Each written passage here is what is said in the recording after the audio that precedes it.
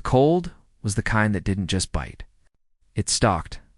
Cole Landry felt it in his lungs first, a sharp, burning ache every time he drew breath. The wind came down off the Absurica range like it had a mind of its own, cutting sideways across the open land, worrying at flesh and bone the way a wolf worries a fallen elk. Snow lashed his face, blinding, relentless.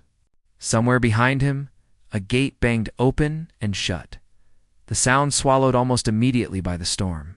Cole tightened his grip on the lead rope and leaned his weight into the chestnut mare at his side.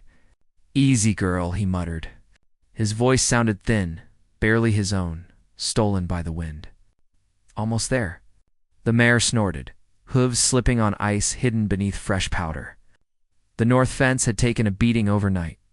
One post leaned at an angle it shouldn't, and Cole knew if he didn't fix it now, he'd be chasing half his stock into the foothills by morning.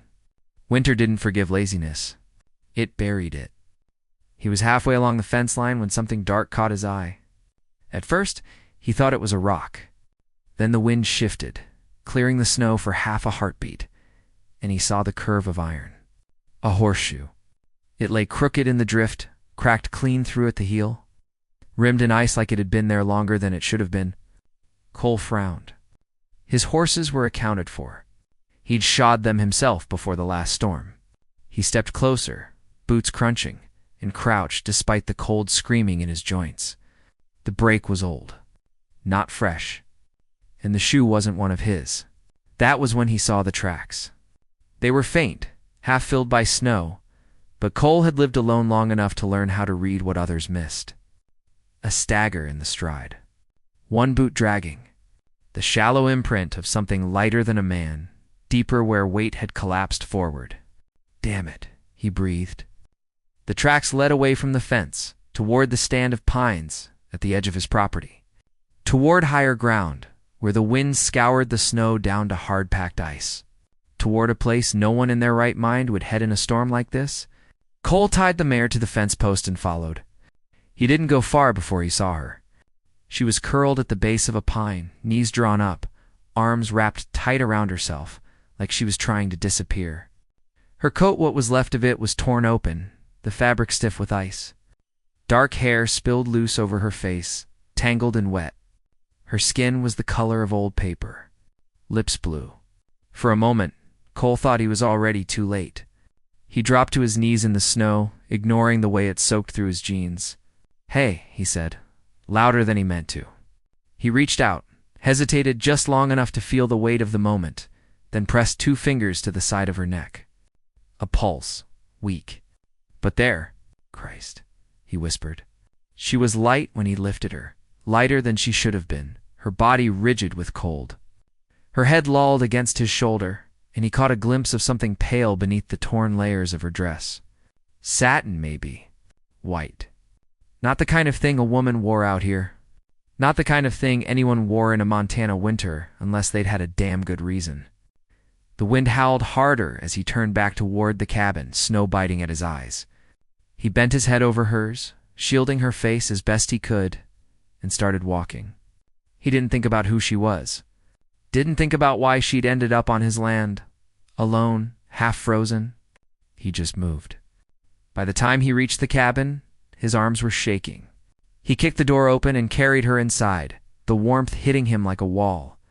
The fire was low, but alive. He laid her down on the narrow bed, stripped off his coat, then hers. The fabric cracked when he pulled it away, frozen solid in places. Beneath it, her dress was ruined once fine, now torn and soaked through. The pale satin he'd glimpsed outside showed clearer now, stained gray with mud and blood. A wedding dress. Cole swallowed. He stoked the fire until it roared, then wrapped her in every blanket he owned. When that didn't feel like enough, it didn't. He hesitated only a second before sitting down on the edge of the bed and pulling her against his chest. "My body can warm you up," he murmured, more to himself than to her. It was in desire. It was knowledge. Frontier knowledge. The kind you learned by watching men die when they shouldn't have. He stayed like that for hours, feeding the fire. Forcing warm broth between her lips when she could swallow, pressing his own heat into her cold bones. Once, she stirred, a sound escaping her throat that might have been his name, or might have been nothing at all. Outside, the storm raged. By morning, the wind had eased. By nightfall, she was still alive. She didn't wake until the fourth day. Cole had just finished cleaning the stallion's hooves when he heard a sharp intake of breath from inside the cabin, followed by a thin, panicked sound. He moved fast, boots thudding on the wooden floor, and found her sitting up in bed. Blankets pooled around her waist, eyes wide and wild. "Easy," he said, holding his hands up. "You re safe." She stared at him like she wasn't sure whether to believe that. Her eyes were a strange shade violet, he realized dimly, though he'd never seen eyes like that outside a storybook. Her voice, when it came, was hoarse but controlled. "Where am I?" "Montana," he said. "Near the Yellowstone Forks? Name S. Cole Landry. This is my place." She swallowed. Looked around the cabin. The rough-hewn walls. The single table. The boots by the door. Her gaze snagged on the fire, lingering there like it was the only solid thing in the room. "My name is Ella," she said finally. "Ella Bell." The way she said it careful, measured, set something uneasy stirring in Cole's gut. He nodded once. "Well, Ella Bell," he said, "you damn near froze to death on my land." A flicker crossed her face. Fear, maybe. Or relief. Or something else entirely. "I was traveling," she said. "I got lost." Cole didn't argue. He just poured her a cup of water and handed it to her. He noticed then how she held it, fingers curved just so, pinky lifting without thought. Not a ranch girl's hands. Not a governess's either, if he was any judge. "You can rest here," he said. "As long as you need." "Thank you," she replied, and meant it. Later, after she fell asleep again, Cole cleaned the cabin in silence. When he went to change the sheets, something heavy slipped from beneath her pillow and hit the floor with a dull clink. He froze. It was a ring. Gold, heavy, engraved with a crest he didn't recognize but knew, instinctively, meant money. Old money. Cole picked it up, turned it once in his fingers, then wrapped it back in the cloth it had been hidden in and returned it to its place. He sat by the fire long after that, staring into the flames. The image of the cracked horseshoe burned into his mind. Outside, the storm had passed. The land lay quiet, innocent as a lie. And Cole Landry, who had spent years keeping the world at arm's length, felt the first uneasy certainty settle in his chest. Saving her might cost him everything. If he'd known who she really was, he might have left her out there to freeze. The storm had passed, but winter hadn't. By the time the sun rose on Ella's fifth morning at the cabin, the world outside was glazed in silver branches bowed with ice, fence posts rimmed with frost.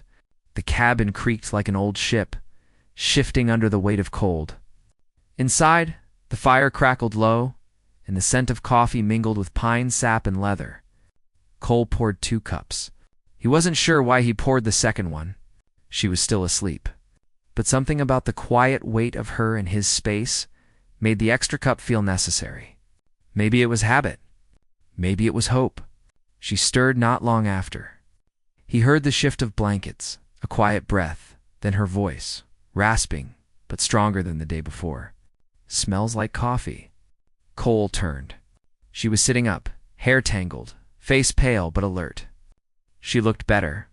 Not well, but better. "You drink it?" he asked. She nodded once. "I do now." He handed her the cup. She took it with both hands, sipping carefully. Cole watched as her pinky lifted slightly from the mug, just enough to catch his eye. Not a ranch girl. Not someone used to shoveling snow or breaking horses. She caught him watching and offered a small smile. "You keep staring at me like you think I'm going to grow horns.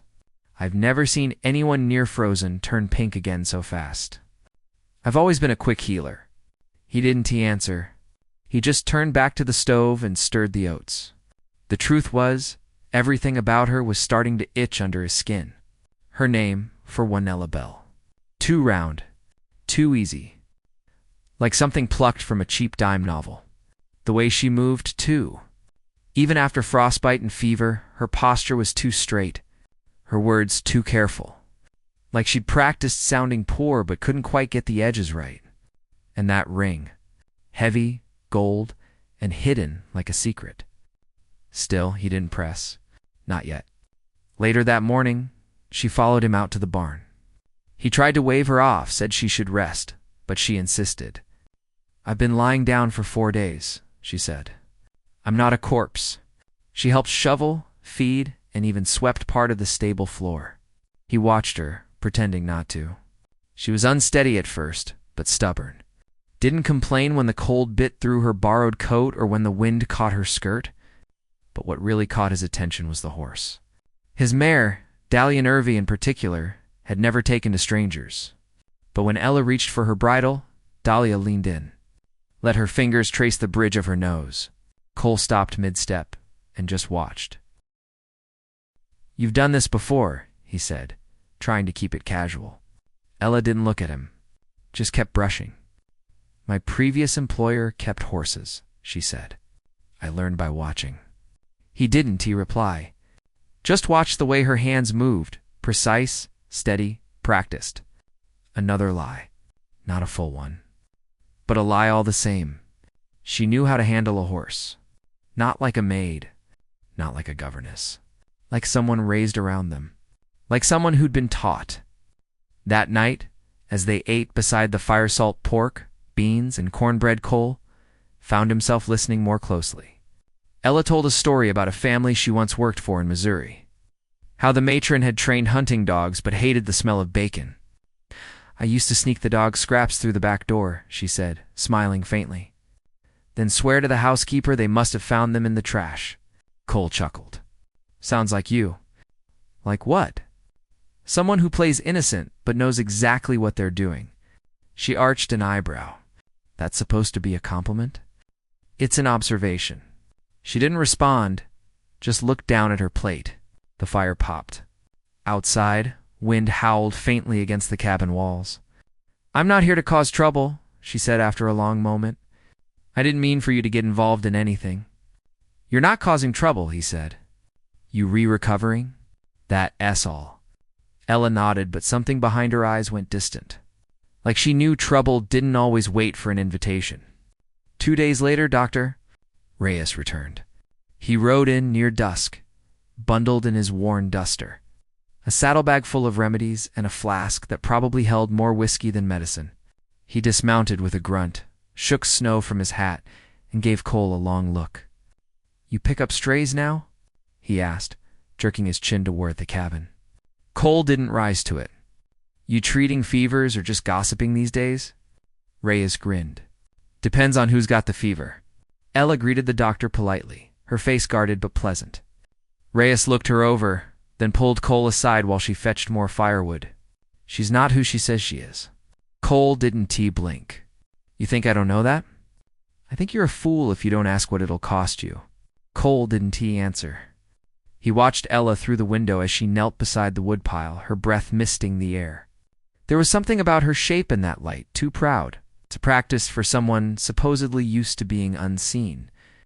Reyes shook his head. "You always had a soft spot for broken things." "She's not broken," Cole said quietly. Reyes gave him a look, then swung back into his saddle. "Not yet." That night, as Ella curled up by the fire with a book Cole had forgotten he owned, he caught himself watching her again, the way she turned pages, the way her lips moved silently like she was reading something she already knew by heart. He thought about asking again who she really was, where she came from, why she was really out there in the snow that day. But he didn't. Not yet.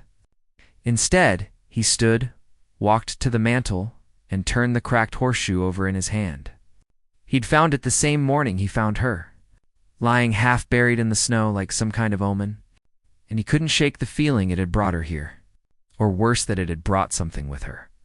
She looked up from her book just then, as if sensing him watching. "What is it?"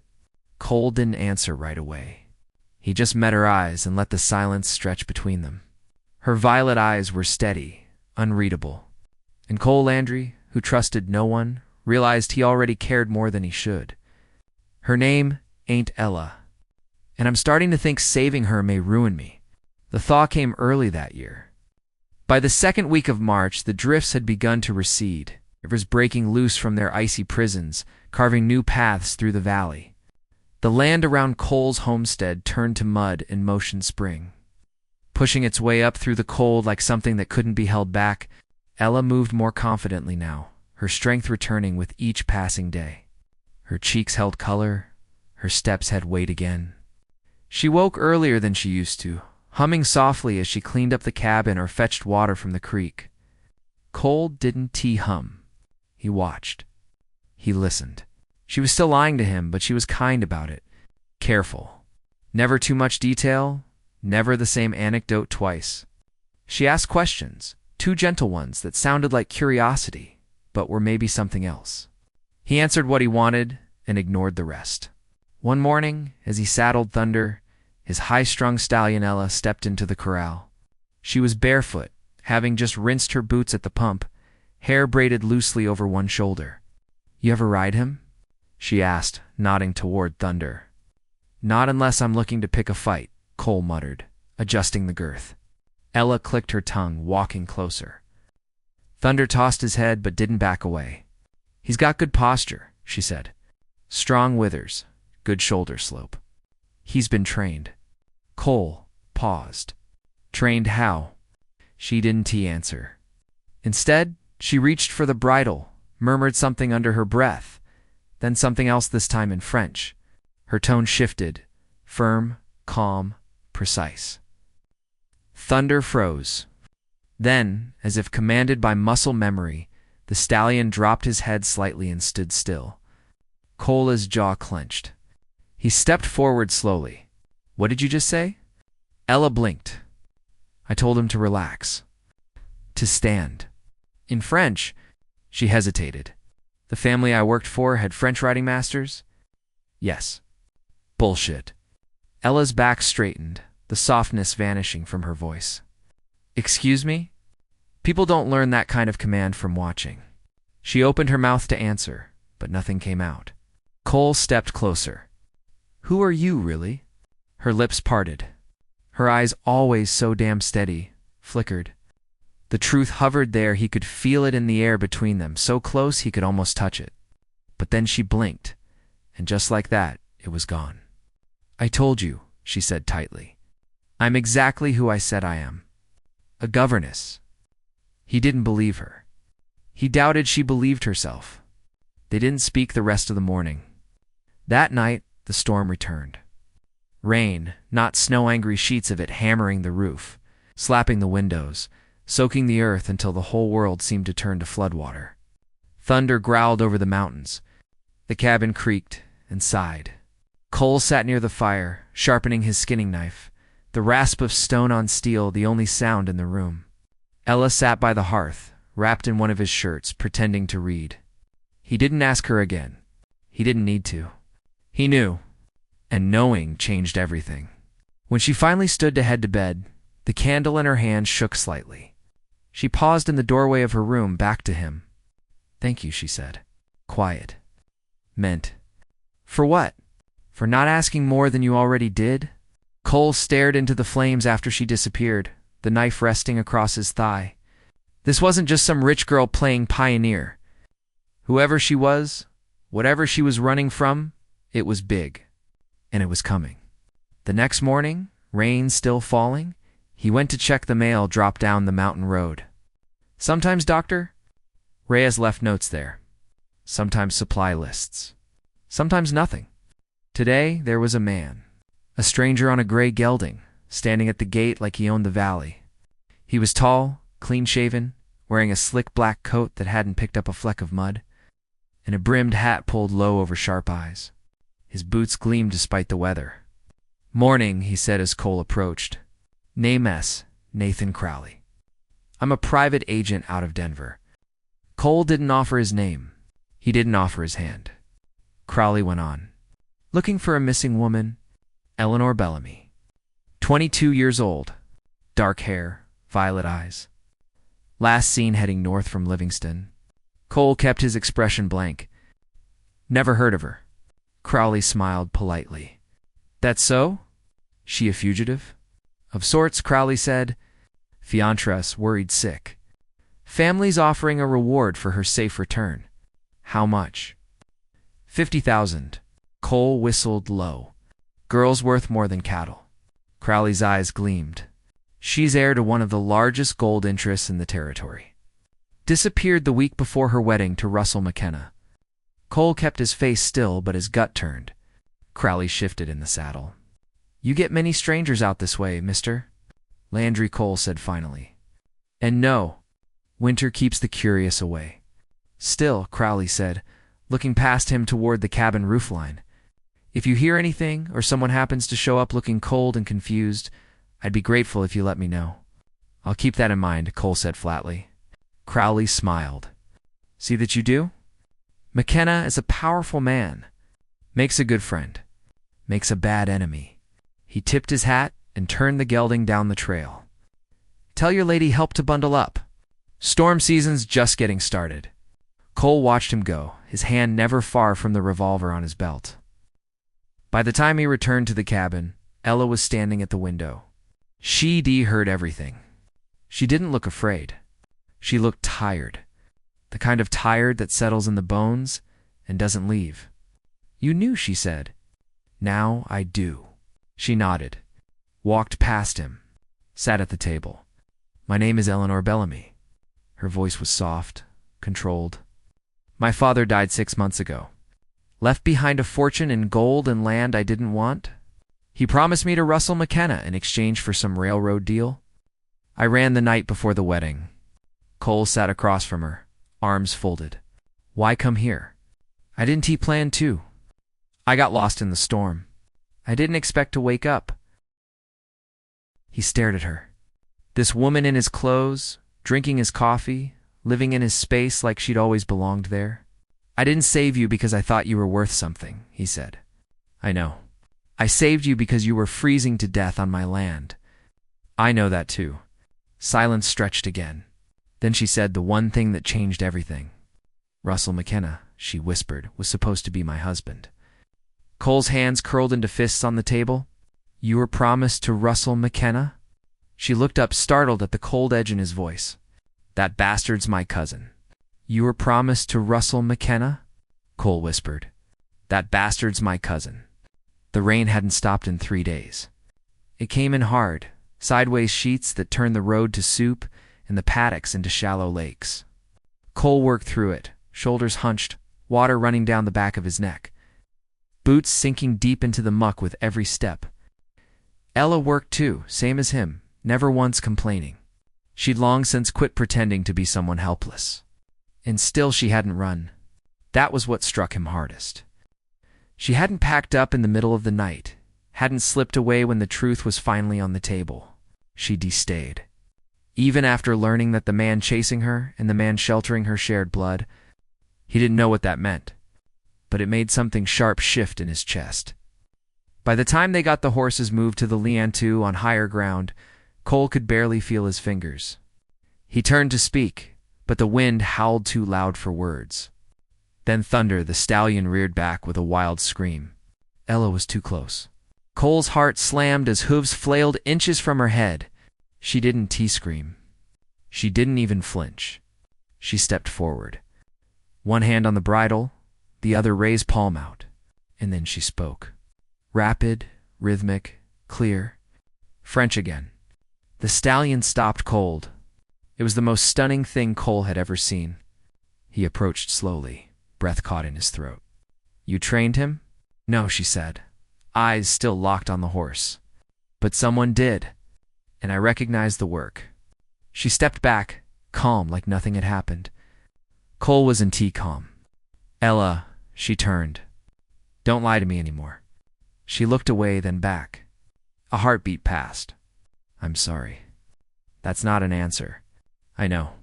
He watched her wipe water from her face with trembling hands. Do you want the whole story? I'm listening. So she told him. The rest of it? How her father had been one of the richest men in the West, with friends in the capital and enemies buried under mines. How Russell McKenna had courted not her, but her family's fortune. How she'd been expected to marry him for alliances, for land rights, for political gain. But I saw what he did to his first wife, she said, and I knew what he would do to me. She pulled a folded paper from inside her coat. It was damp, but sealed with wax. Cole could just make out her name, Eleanor Bellamy. The official crest. The signature of a judge. There's a reward, she said flatly, for bringing me back alive or dead, if the right story's told. Cole took the paper. Read it. Let the weight of it settle. 50,000, he muttered. She nodded. That's the price on my head.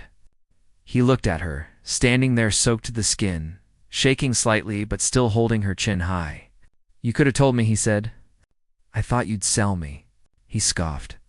If I wanted money, I wouldn't live here. A long silence stretched between them. I don't want your money, he said finally. I want you to be safe. Free. Her voice cracked.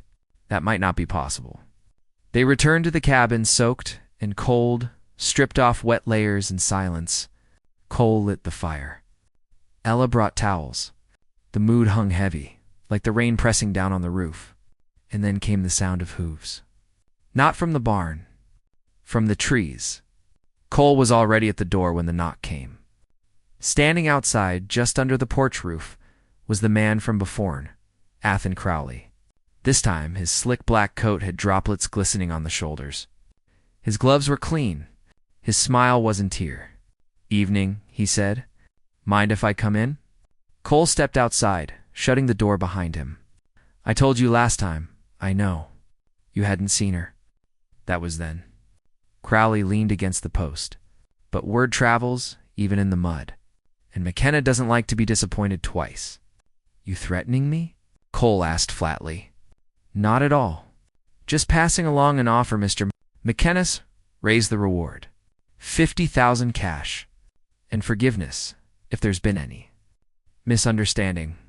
You can tell McKenna to shove his forgiveness, Cole said. Crowley's smile slipped just a little. Be smart, Landry. You're protecting a woman who's stolen from a powerful man. You don't have a stake in this? I do now. Crowley's eyes narrowed. You're going to risk everything for her? Already am. The man stepped closer. You've got fine horses. Be a shame if something happened to M. Fire, knife. Accidents happen in this kind of weather. Cole didn't blink. You touch one hair on my horses, I'll make sure you never walk again. Crowley raised his hands. No need for threats. Cole's hand rested lightly on his holster. Crowley took the hint.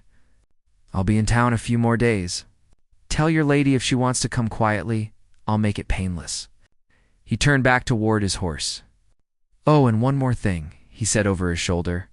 Russell sends his regards. Family should stick together, don't you think? He vanished into the storm. When Cole came back in, Ella was standing by the fire, pale, shaking. He knows, she said. Cole nodded. I have to leave. No, he said, crossing to her. You're not running. Cole, if you stand by me, you'll be next. They'll bury you. Let M try. She grabbed his arm. Don't you understand? Russell doesn't lose. He'll throw money at every judge, every sheriff, until they call you a kidnapper and me insane. Cole took her face in his hands. You listen to me? I don't care about his money. I don't care about the name you were born with. I care about the woman who stood in the rain and tamed a horse no one else could touch. Tears spilled down her cheeks. I love you, Eleanor Bellamy. Not your inheritance. Not your family. You. She crumpled against him. He held her, felt her ribs beneath his hands, the storm howling outside like it wanted to tear the world apart. I love you too, she whispered. But love might not be enough. He pressed his forehead to hers. Then we'll make it enough. If you run now, you'll never stop running. And I'm not letting you go. The rain had stopped by morning, leaving behind a sky scrubbed clean and pale as bone. The air smelled like pine and damp soil. And the creek behind the barn ran higher than Cole had ever seen it, fierce, fast, and wild. Inside the cabin, the world felt still, like something was holding its breath. Ella stood by the stove, barefoot on the wooden floor, watching the kettle steam.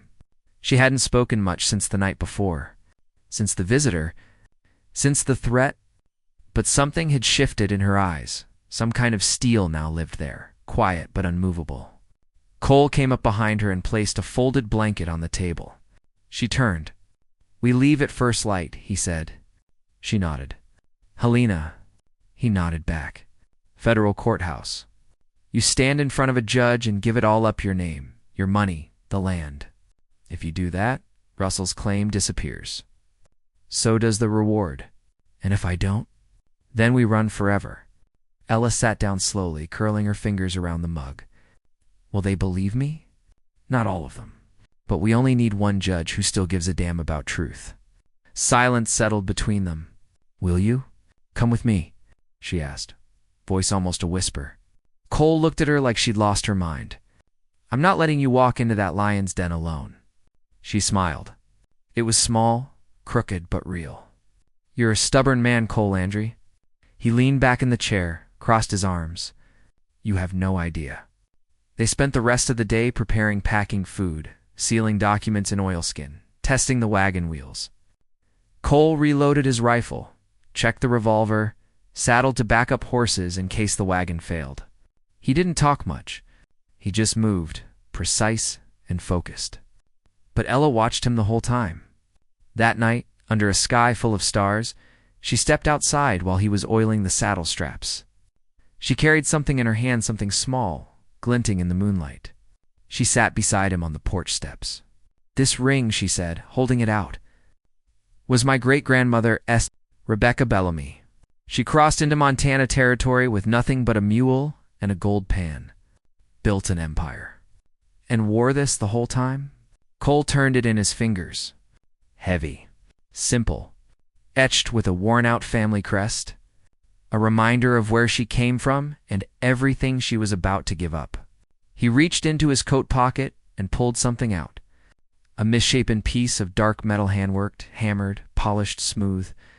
A ring. The iron band was made from the broken horseshoe, the one he'd found the day he found her. "I figured," he said, "that if it brought me the best luck of my life, maybe it'll do the same for you." She stared at it. Her breath caught. "It's not pretty," he added. "It's perfect." Their eyes met. The porch light flickered in the wind, casting shadows across the dirt and snow. "Eleanor Bellamy," Cole said, clearing his throat, his voice turning oddly formal. "Will you marry me?" She didn't hesitate. "Yes." He slid the iron ring onto her finger. It didn't fit perfectly, but it didn't matter. "I know it ain't legal," he said. "Not without a preacher or a courthouse." "We'll fix that in Helena," she whispered. "But I don't need paper. Not tonight." They were married that night under the stars, with the wind as witness and the fire crackling low behind them. No vows, no Bible. Just two people who had seen the worst of each other and still chose to stay. Later, in the quiet warmth of the cabin, Ella lay beside him, her fingers laced in his. "I'm scared," she said softly. "So am I. What if it doesn't work? Then we lose." She turned to him. "You're not very comforting." He smiled. "I don't believe in false hope." She paused. "But you believe in this?" He tightened his grip on her hand. "More than anything." When dawn came, they were already dressed and moving. Cole hitched the wagon and packed the last of the provisions. Ella tucked her hair into a scarf, her coat pulled tight, the iron ring flashing on her hand like a brand of intent. Just before they left, Dr. Reyes rode up the trail. "You look like a man headed into battle," he said to Cole. "We are." Reyes glanced at Ella. "Are you sure?" She nodded. "I am tired of running." Reyes dismounted. "Here." He handed Cole a folded paper. Signed testimony. Statement from me confirming her mental competency and physical state when she arrived. It might help. "Appreciate it," Cole said. Reyes looked at Ella again. His eyes softened. "You remind me of someone," he said. "Someone who didn't give up either. I hope they made it. They didn't but they died free." Ella swallowed hard. "I'll come after you in a day or two," Reyes said. "Just in case things get messy." Cole nodded once, then flicked the reins. The wagon creaked forward, heading out of the clearing and down the long, rutted road toward Helena. They traveled in silence for the first hour, the sun just beginning to rise behind them. Trees loomed on either side, frost still clinging to the shadows. Eventually, Ella turned to him. "If this works," she said, "if we survive it, what do we do next?" Cole kept his eyes on the trail. "Build something. A ranch? A life." She smiled, but it didn't reach her eyes. "Cole? Yeah? If it comes to it. If they try to take me, they won't. But if they do," he looked at her, fierce, unflinching. "Then I shoot first." She nodded, then leaned her head on his shoulder, quiet for a long time. And then she said it the thing that would haunt him for days to come. "I'd rather die with you in that courtroom than survive one more day without a name of my own." Helena buzzed like a hornet's nest when they rolled into town. The streets were choked with wagons and men in pressed coats, polished boots, bowler hats. A crowd had already begun to gather outside the federal courthouse. Word had spread fast telling her Bellamy, the missing heiress, was about to appear in public for the first time in months. Some wanted a scandal. Some wanted justice. Most just wanted a story. Cole helped Ella down from the wagon. She wore a plain navy dress, the only one she owned that didn't carry mud from the ranch. Her hair was braided and tucked under a simple bonnet, her spine straight. She looked nothing like a runaway. She looked like a woman about to walk into battle. The inside of the courthouse was warm, too warm. The air smelled of paper, sweat, and perfume. Cole stood behind her as they entered the courtroom, his hand on the small of her back, steady. Judges sat at the bench. Reporters lined the rear benches with notepads and smirks. And in the front row, surrounded by lawyers, like a king flanked by his guard, sat Russell McKenna. His suit was darker than Cole. His watch chain gleamed. And when Ella walked in, he stood with a wide, performative smile. "Charlotte," he said, using her middle name like it was still his right. "Thank God. You re-safe." She didn't T-stop. Didn't look at him. She walked straight to the center of the room. "Your Honor," she said, voice strong, "my name is Eleanor Rebecca Bellamy. I am here of my own free will and full mental capacity to make a legal declaration." A ripple moved through the room. The judge, a sharp-eyed man named Harrison Pierce, leaned forward. "Proceed, Miss Bellamy." She reached into her satchel, pulled out the folded documents Cole had watched her seal 3 nights before. "I hereby renounce all claim to the Bellamy estate," she said. "Every mine, every acre of land, every ounce of gold. I transfer full ownership to the territory of Montana, to be used for public infrastructure schools, hospitals, roads." The gasp that followed was almost physical. Cole, didn't he flinch? He already knew. McKenna shot to his feet. "She's not fit to make that decision. She's been brainwashed, coerced by this man." He pointed straight at Cole, a known associate of outlaws and land thieves. "By whom?" Ella said, turning to face him. Her eyes blazed.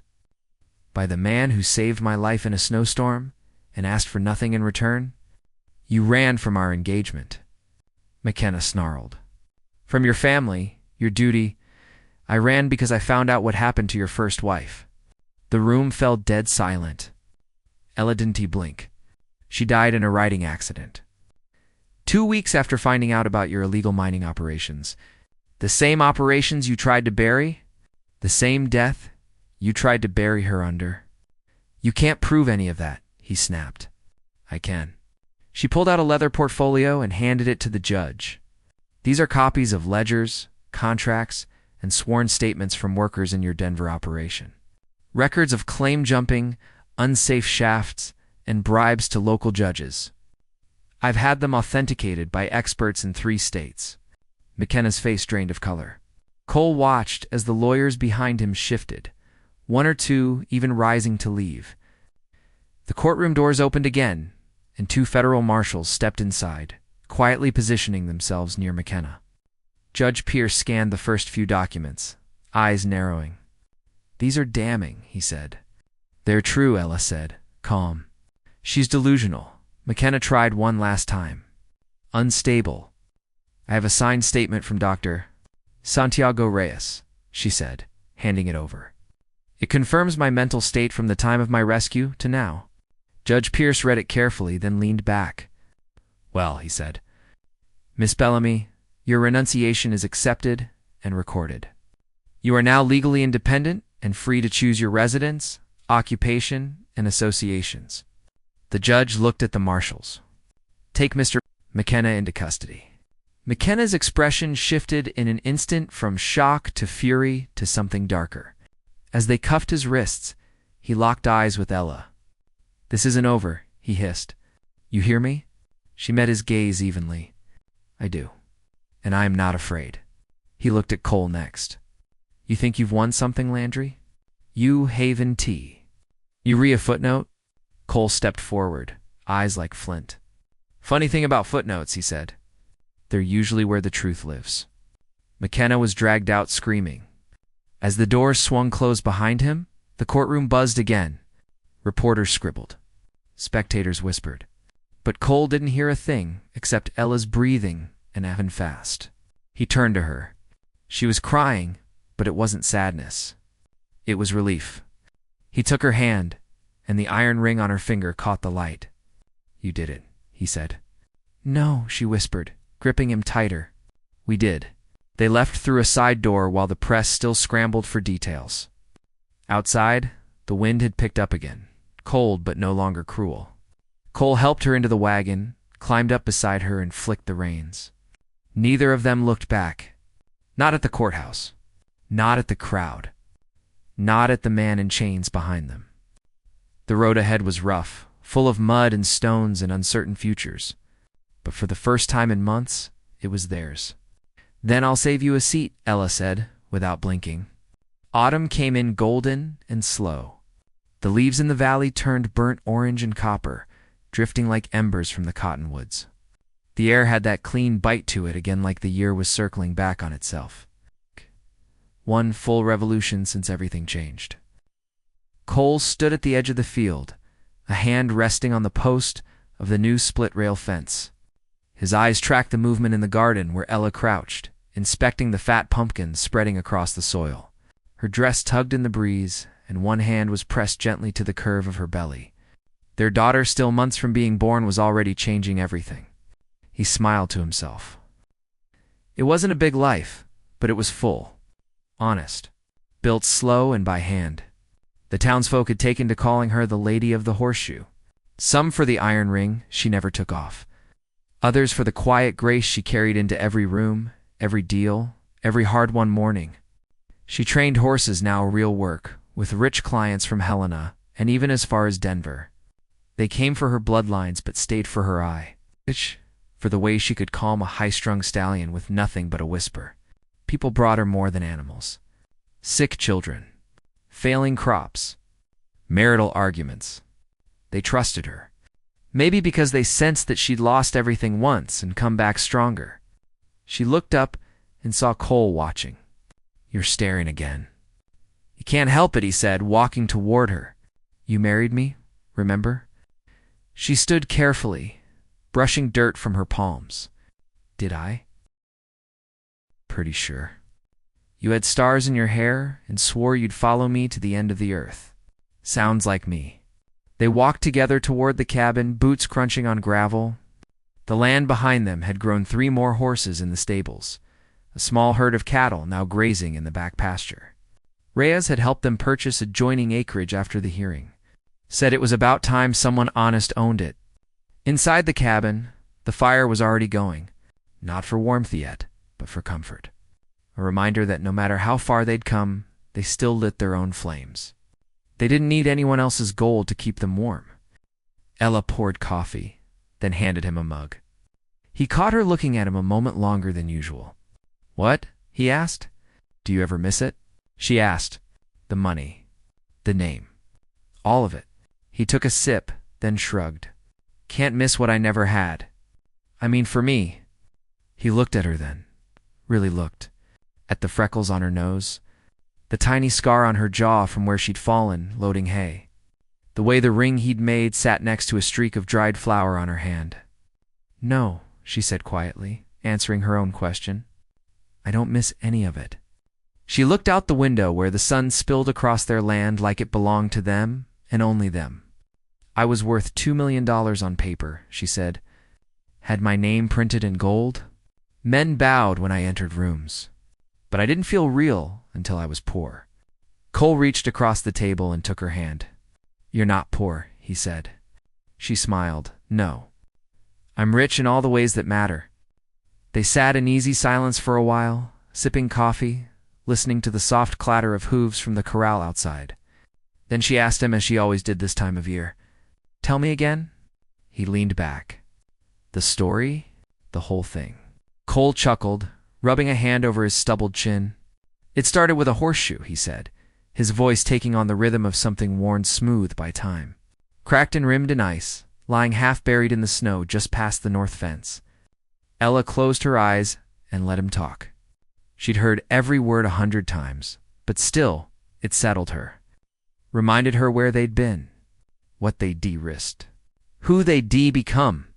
She thought of the girl she used to be, a name more than a person, figure behind lace curtains, a pawn in a game she never wanted to play. Then she thought of now, of her hands in soil, her feet in boots, her body carrying a child she'd made with the only man who ever saw her for herself. Sometimes freedom didn't come with a flag or a speech. Sometimes it came in the form of a small cabin, a quiet man, and a rough iron ring forged from something broken. Outside, the wind carried the scent of sage and wood smoke. Thunder, now semi-retired and spoiled rotten, nickered softly in his stall. Cole's voice grew quieter. "I didn't save you because I knew what you were," he said. "I saved you because you were lost. And maybe I was too." She reached for his hand and kissed his knuckles. "You didn't save me, Cole," she whispered. "We saved each other." And that was the truth. No fortune could measure it. No courtroom could judge it. No enemy could destroy it. Their love wasn't flashy, and it wasn't easy. But it was earned and real and free. And that made them the richest people west of the mountains. It brought us exactly what we had the courage to choose.